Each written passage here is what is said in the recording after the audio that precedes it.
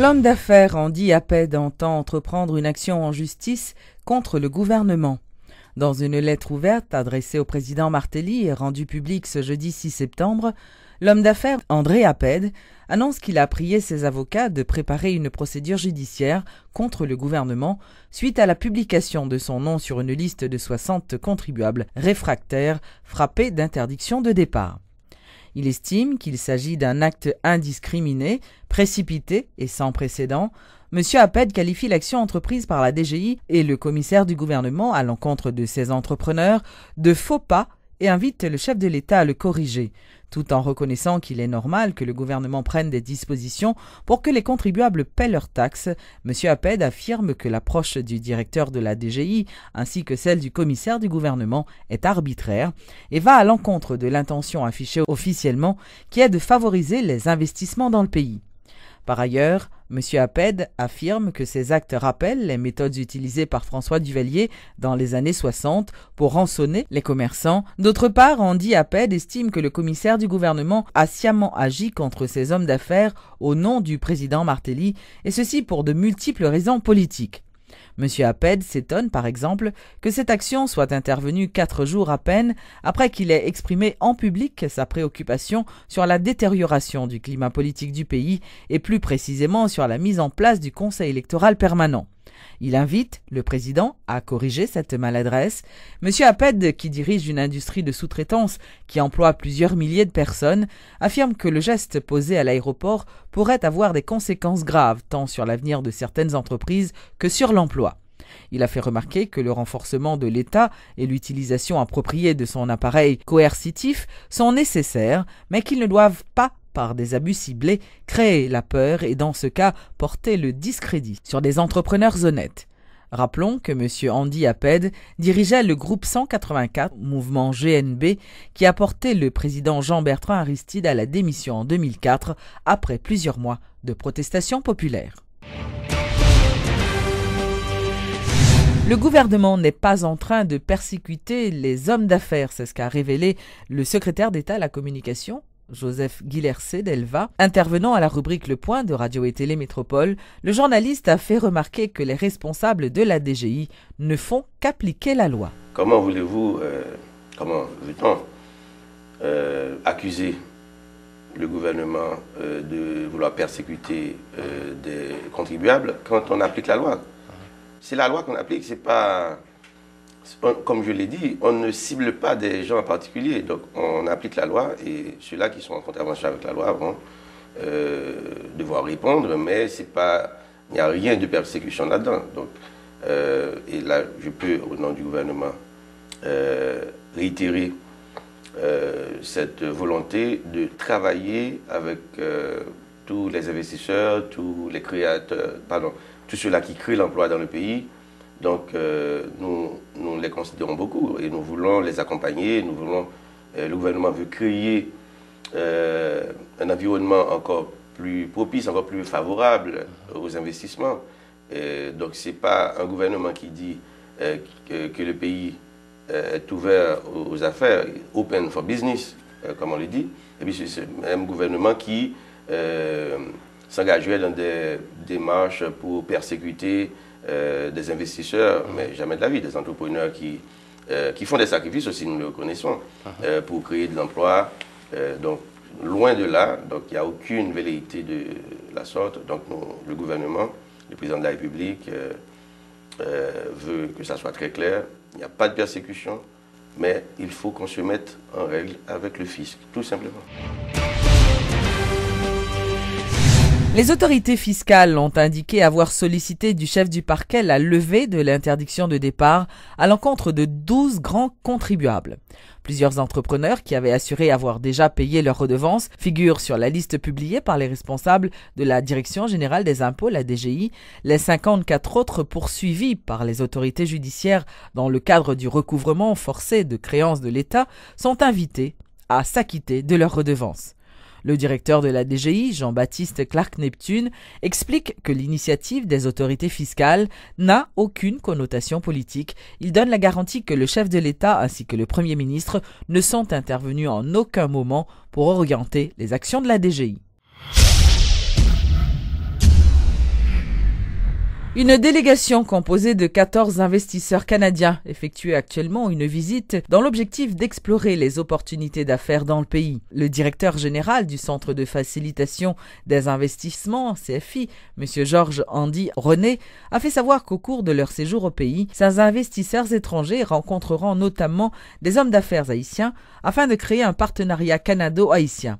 Selon M. René, ces hommes d'affaires canadiens envisagent d'investir dans les domaines tels que la production agricole, les télécommunications ou encore les infrastructures. Le genre de rencontre, c'est justement une opportunité pour permettre entrepreneurs, promoteurs haïtiens pour être capables d'échanger, discuter avec l'autre entrepreneur dans l'autre pays qui gagne justement des idées de partenariat et d'investissement pour qu'ils entendent pour développer des projets communs en Haïti.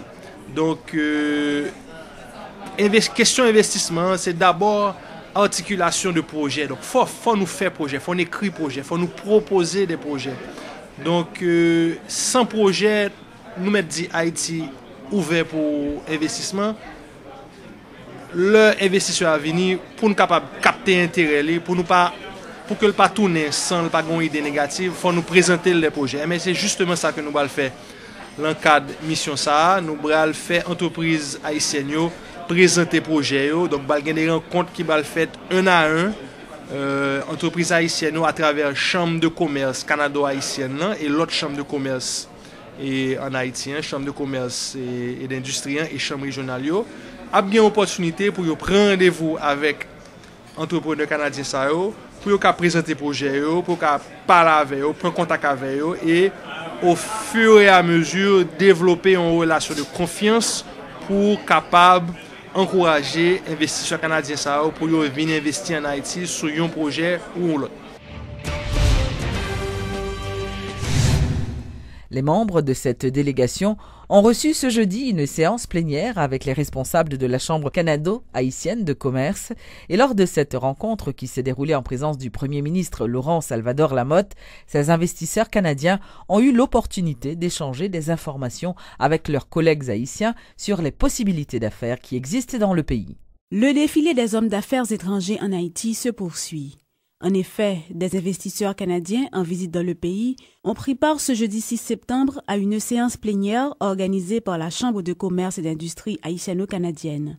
Présidée par le ministre d'État Bernard Valcourt, cette importante délégation a pour mission d'explorer les possibilités d'affaires dans plusieurs domaines. Le ministre canadien nous en parle. Nous avons 16 entrepreneurs, 16 compagnies canadiennes nous accompagnent dans le domaine de l'infrastructure, de communication et également de l'agroalimentaire. Et on sait que dans le plan de reconstruction d'Haïti, au niveau de l'infrastructure, au niveau du plan, par exemple, de développer l'industrie touristique, ça va exiger des infrastructures importantes et le Canada possède une expertise et des entrepreneurs dans ces domaines-là qui ont tout intérêt, je crois, à venir constater le potentiel extraordinaire qu'offre le marché haïtien. Le ministre du Commerce s'est montré satisfait de sa rencontre avec ces entrepreneurs canadiens. Selon Wilson Lalo, cette visite revêt d'une importance particulière pour le gouvernement et pour le pays, ce qui lui permet déjà d'entrevoir une lueur d'espoir pour Haïti. Le premier bagage que la portée pour Haïti, c'est que l'a essayé d'améliorer la perception que nous gagnons de pays. C'est que grand pile pays, grand pile investisseur qui est intéressé à pays. La deuxième, c'est que le Canada, c'est quand même un pays, sur les 10 dernières années, c'est un pays qui a une coopération qui est plus sûre avec Haïti, si vous voulez. Qu'une mission comme ça organisée, c'est quand même quelque chose d'intéressant qui va permettre que vous-même vous mobilisez, parce que vous avez des parties de patrimoine dans le pays que vous pouvez valoriser à partir d'informations que vous venez connecter là, parce que c'est quand même un échange d'informations. Et puis, ouais, qui ça le gouvernement haïtien a fait qui pour encourager les gens à investir dans le pays, qui ça a fait pour nous réduire le risque pour les investisseurs et qui ça a fait pour nous faire un investissement rentable dans Haïti. Le Premier ministre présent à cette activité a pour sa part mis l'accent sur la nécessité d'améliorer le climat sécuritaire dans le pays. Conscient de la remontée de l'insécurité qui fait rage ces derniers jours, le gouvernement n'a d'autre choix que de prendre les mesures qui s'imposent, a martelé Laurent Lamotte. Nous passons instruction par le nouveau directeur général de la police là, avec le secrétaire d'État pour prendre toute disposition pour que la sécurité est capable d'établir et pour améliorer la présence policière dans la rue. Ensuite, pour nous continuer à mettre pression sur les bandits pour que leur font ZAC, pour ZAC là, coûter. L'investisseur a rentré dans le pays. Si nous gagnons par exemple un gros président qui vient là, qui a créé 10 000 jobs, et puis là, l'entrée qu'on a là, monsieur entre, il prend un barricade, ou bien il prend un caoutchouc à bouler, ou bien monsieur prend une attaque, il ne peut pas venir investir. Puis c'est pays qui a perdu. Le gouvernement réitère sa détermination d'attirer l'investissement dans le pays. D'ailleurs, depuis que l'annonce Haiti is open for business a été faite par le président Martelly, pas mal d'hommes d'affaires étrangers ont visité le pays pour explorer les possibilités d'affaires. Notons que jusqu'ici, le gouvernement a déjà reçu la visite de plus de 80 investisseurs venus de l'extérieur, se réjouit Laurent Lamotte. La 3e édition de l'activité de connexion entre les entreprises haïtiennes et leur clientèle, organisée par le Partners Worldwide, a eu lieu ce jeudi à Port-au-Prince. C'est un espace d'exposition et de débat sur l'entrepreneuriat en Haïti entre plusieurs chefs d'entreprise et les responsables des organisations non gouvernementales. Le développement économique d'Haïti passe par le secteur privé. Selon Daniel Jean-Louis, directeur exécutif du Partners Worldwide, il exhorte les autorités à mettre en place une politique pour encourager la production locale. Cette plateforme d'échange, initiée depuis 3 ans par le Partners Worldwide, offre aux entreprises haïtiennes la possibilité d'établir le contact avec une clientèle spéciale, les ONG. Détentrices de gros pouvoirs d'achat, les organisations non gouvernementales constituent une vraie source de revenus pour le secteur des affaires en Haïti.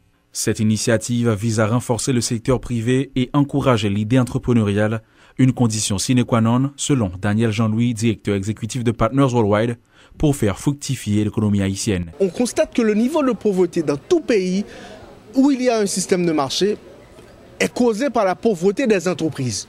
Ce sont les entreprises qui font un profit et approvisionnent l'État en revenus, du fait que l'État maintenant a des moyens pour faire les ponts, les routes, la sécurité et aussi des programmes sociaux. Donc, puisque l'entreprise représente l'âme, le fondement même de la société, aujourd'hui les entreprises sont pauvres, mais il y a de l'autre côté les ONG qui ont de l'argent, on leur réunit ensemble.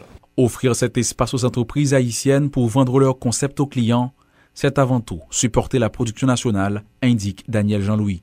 Le directeur exécutif de Partners Worldwide Haiti, qui se réjouit du fait que les 2 premières expériences aient permis à plusieurs entreprises d'augmenter leur chiffre d'affaires, exhorte les autorités haïtiennes à passer de la parole aux actes en ce qui concerne la promotion de la production locale. Aux membres du Parlement, secteur privé, à tout le monde qui veut l'entendre, la meilleure façon de supporter la production nationale, c'est d'abord d'acheter la production nationale et aussi de consommer la production nationale.